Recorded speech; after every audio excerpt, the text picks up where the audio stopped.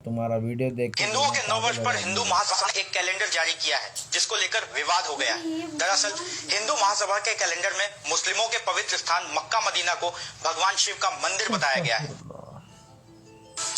अलीगढ़ में अखिल भारत हिंदू महासभा के कार्यालय पर आज हिंदू नव वर्ष के मौके पर हवन यज्ञ आयोजित कर हिंदू राष्ट्र संकल्प यज्ञ के साथ विवादित कैलेंडर भी जारी किया गया, जिसमें कई मंदिरों और मस्जिदों के नाम को गलत दिखाया गया। और इसके साथ ही हिंदू महासभा की राष्ट्रीय सचिव पूजा शकुन पांडे ने मुसलमानों से अपील की कि वो धार्मिक मान्यताओं को समझते हुए ये स्वीकार करें। मक्का मदीना में ये जो मुसलमानों की बहुत फेमस जगह है, जो हज करने जाते हैं, ये आप देख सकते हैं। ये आप इतिहास गवाह हैं, इतिहासकार बैठे हैं और अच्छे से पुष्टि आपको दे देंगे, इस बारे में जानकारी दे देंगे।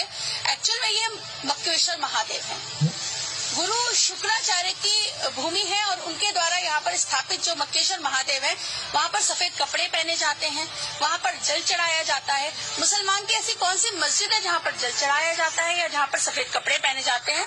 तो ये सारी पद्धति कहीं न कहीं मुसलमान तो था ही नहीं, सनातन धर्म हमेशा से हावी रहा और था ओरिजिनल। मैं समझता हूँ कि ये वही तबका है कि जिसने हिंदुस्तान की आज़ादी को और कॉन्स्टिट्यूशन को तस्लीम नहीं किया है और वो मुसलसल अपने एजेंडे पे आगे बढ़े हुए हैं। और गॉडसे जिसने महात्मा गांधी का कत्ल किया था, शहीद किया था, वो हिंदू महासभा का भी अहदेदार था और आरएसएस का भी था। इस एतबार से मैं समझता हूँ कि इनके किसी बात पर ज़्यादा तवज्जो देने की ज़रूरत नहीं है। और ये इस्लाम मुसलमानों के खिलाफ जो आलमी एक मुहिम चल रही है, साजिश चल रही है, ये उसी का पार्ट है। हम लोग कॉन्स्टिट्यूशन ऑफ इंडिया को मानते हैं और मुल्क के वफादार हैं, बाकी हमें किसी की कोई जरूरत नहीं। यह कैलेंडर जारी होते ही विवादों में घिर गया है। दरअसल इस कैलेंडर में मुगल काल के 7 मस्जिदों और स्मारकों को हिंदू मंदिर बताया गया है। इसमें ताजमहल और मुस्लिमों के पवित्र स्थल मक्का को भी हिंदू मंदिर बताया गया है। कैलेंडर में ताजमहल को तेजो महालय मंदिर बताया गया है, वहीं मक्का को मक्केश्वर महादेव मंदिर बताया गया है। मध्य प्रदेश की कमाल मौला मस्जिद को भोजशाला और काशी की ज्ञान व्यापी मस्जिद को विश्वनाथ मंदिर बताया गया है। इतना ही नहीं, कुतुब मीनार को भी हिंदू प्रतीक के तौर पर बताया गया है। कैलेंडर में कुतुब मीनार को विष्णु स्तंभ बताया गया है। जौनपुर की अटाला मस्जिद को अटला देवी मंदिर और अयोध्या की बाबरी मस्जिद को राम जन्मभूमि बताया गया है। हिंदू महासभा की राष्ट्रीय सचिव पूजा शकुन पांडे ने कहा कि हमने नए साल पर हवन के साथ हिंदू कैलेंडर जारी किया है, साथ ही इस देश को हिंदू राष्ट्र बनाने का संकल्प लिया है। उन्होंने कहा कि हमें आशा है कि सरकार उनकी मांग को स्वीकार कर भारत को हिंदू राष्ट्र घोषित करेगी। और इस कदम के साथ जो हमें पूरी उम्मीद है कि इस वर्ष जो है हमारा देश हिंदू राष्ट्र घोषित होगा। जय हिंदू राष्ट्र। जी ये बताइए, मक्केश्वर महादेव मंदिर जो है, जो आप कह रही हैं, कहाँ स्थित है ये? मक्का मदीना में ये जो मुसलमानों की बहुत फेमस जगह है, जो हज करने जाते हैं, ये आप देख सकते हैं। ये आप इतिहास गवाह हैं, इतिहासकार बैठे हैं और अच्छी से पुष्टि आपको दे देंगे, इस बारे में जानकारी दे देंगे।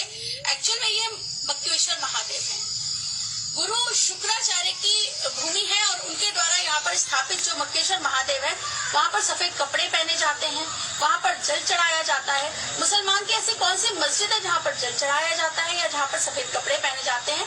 तो ये सारी पद्धति कहीं न कहीं मुसलमान तो था ही नहीं, सनातन धर्म हमेशा से हावी रहा और था ओरिजिनली। तो मुसलमान भाइयों को भी मैं ये बोलना चाहती हूँ कि आप मुसलमान है, ठीक है, जिस भी जबरदस्ती के कारण या जिस भी परिस्थिति के कारण जो है आप जिस भी जीवन शैली को अपना रहे हैं, कृपा करके आज इस यज्ञ में मैंने प्रार्थना भी की है कि उनकी भी बुद्धि शुद्धि हो और वो हिंदू धर्म में वापस आए और जाने कि वो उनके जो वंशज थे वो कहीं ना कहीं हिंदू ही है, सनातन धर्म ही है।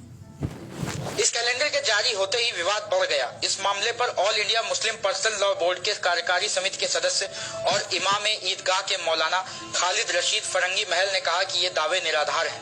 उन्होंने कहा कि मुस्लिमों के पवित्र स्थल मक्का को मंदिर बताया जाना मुस्लिमों की भावनाओं को आहत करने वाला है। यह धर्मनिरपेक्षता की भावना के खिलाफ है। इस अंदाज के जितने भी विवादित बयान हिंदुस्तान में आते हैं, ये बड़ी सोची समझी साजिश के तहत में दिलवाए जाते हैं। जमीनी हकीकत से इसका कोई ताल्लुक नहीं होता। अगर उस देने वाले बंदे को तन्हाई में बुला के पूछा जाए तो वो अपने दिल पे हाथ रख के तो इस हकीकत से इनकार करता है।